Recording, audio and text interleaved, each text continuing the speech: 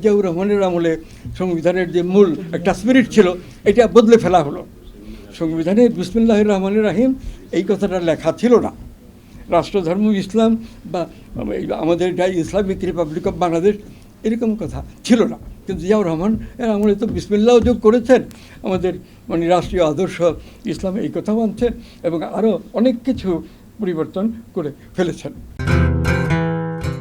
এখন যে গণ অভ্যুত্থান সংগঠিত হয়েছে, শেখ হাসিনা সরকার যেভাবে ক্ষমতায় ছিলেন এবং ভেতরে ভেতরে অনেক নির্যাতন মানুষকে করা হয়েছে, বিএনপির নেতাকর্মীদের বিরুদ্ধে মানে কত মামলা দিচ্ছে তার সংখ্যা কোনো ইয়ত্তা করা যায় না। এগুলি এখন মানে মামলা উঠে যাচ্ছে, সব বিচারের যেসব রায় হয়েছে আগে এগুলো এখন বাতিল করা হচ্ছে। তো হাইকোর্ট এবং সুপ্রিম কোর্ট তো একান্ত মানে দুরবস্থার মধ্যে এখন। সাধারণ মানুষ যারা খবরের কাগজে পড়ে, টেলিফোনে খবর দেখে, তাদের মধ্যে তো হাইকোর্ট সুপ্রিম কোর্টের প্রতি কোনো আস্থা নেই।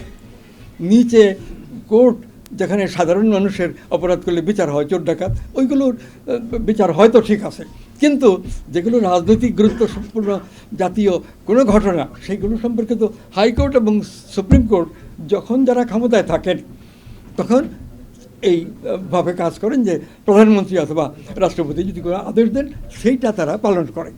এটার তো কোনো কোর্ট হলো না পিছনে। আপনারা যদি গত কিছু কালের শেখ হাসিনার রাজত্বকাল থেকে আজ পর্যন্ত দেখবেন খালেদা জিয়ার শাস্তি এগুলো এখন আইন বাতিল করে দিয়েছে। তিনি যে জেল খেটেছেন সেটাও বেআইনি হয়েছে, এরকম চলে গেছে। আরও অনেক কেস। কাজেই বিচার ব্যবস্থা যেখানে এতটা মানে আস্থা হারায় মানুষের, সেই দেশে তো আইনের শাসন দুঃসাধ্য। এইগুলো মনে রাখতে হবে সংস্কারের প্রশ্নের সময়। অবশ্যই এগুলো সংস্কার করতে হবে। শিক্ষা ব্যবস্থা ভালো চলছে না, ভালো চলবে না, এর মধ্যে সংস্কার দরকার। বিচার ব্যবস্থার কথা বললাম, অ্যাডমিনিস্ট্রেশন কেউ আপনারা বলেছেন, এগুলি সব তো দলীয় সংকীর্তনতা নিয়ে এমন একটা অবস্থা হয়েছে জাতি এবং রাষ্ট্রের কল্যাণে কাজ করছে না।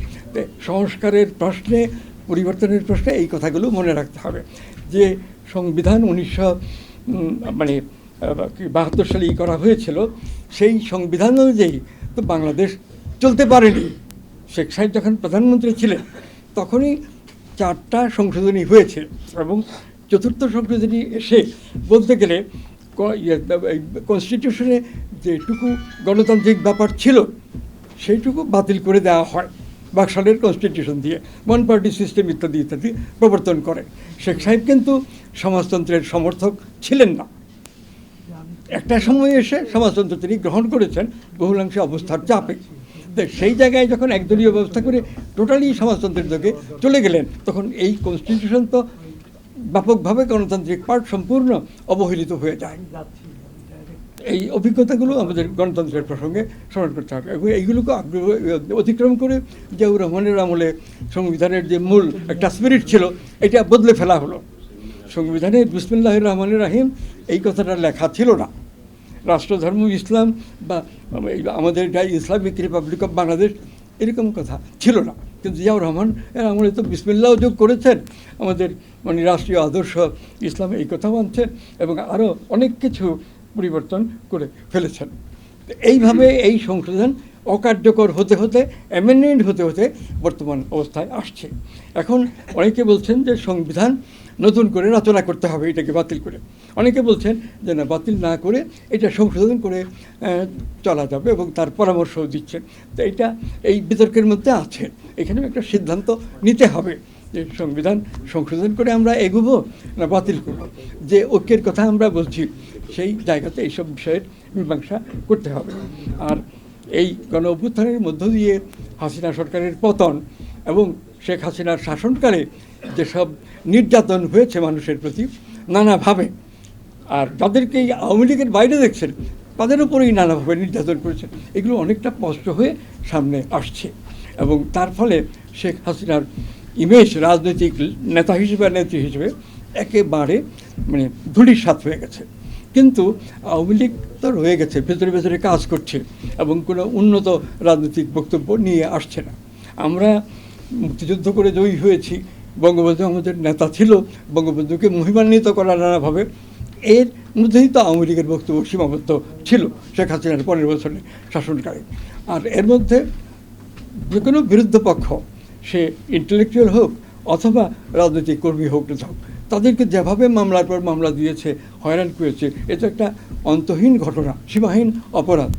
ফ্যাসিস্ট শাসক যারা ইউরোপের কোনো কোনো রাষ্ট্রে দেখা দিত, মুসলিনি, হিটলার, ফ্র্যাঙ্কো, এরকম তাদের মতন একটা অত্যাচারী শাসক হয়ে গেছে।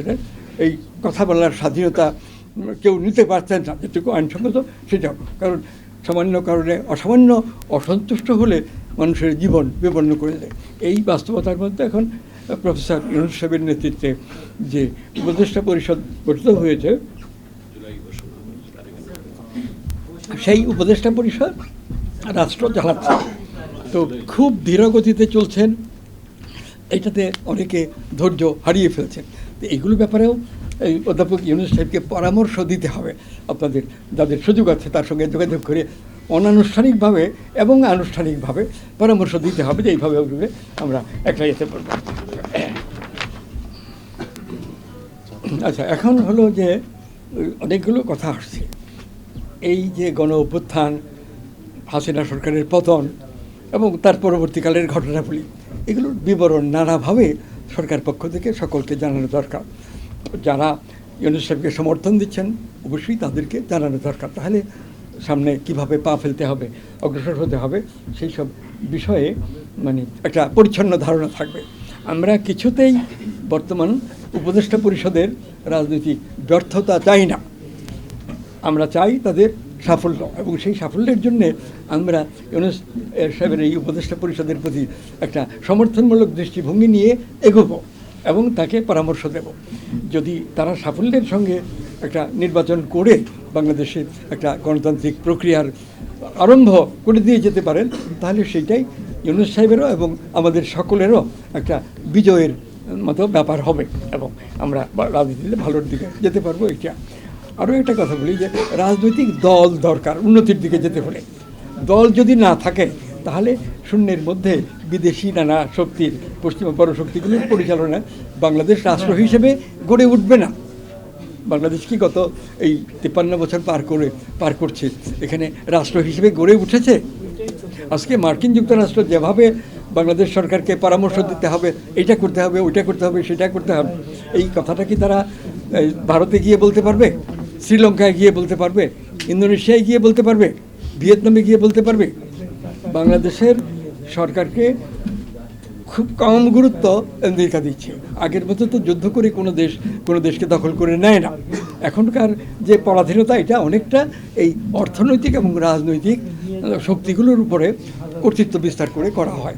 তো এইগুলো ব্যাপার আমাদের অতিক্রম করতে হবে। এখন যতই আমরা বলি একটা মোটামুটি সুষ্ঠু নির্বাচনের মাধ্যমে সরকার গঠন, এই ধারায় আমরা যেতে চাই। আর রাষ্ট্র সংস্কারের যেসব কথা সামনে আসছে এগুলো খুবই গুরুত্বপূর্ণ।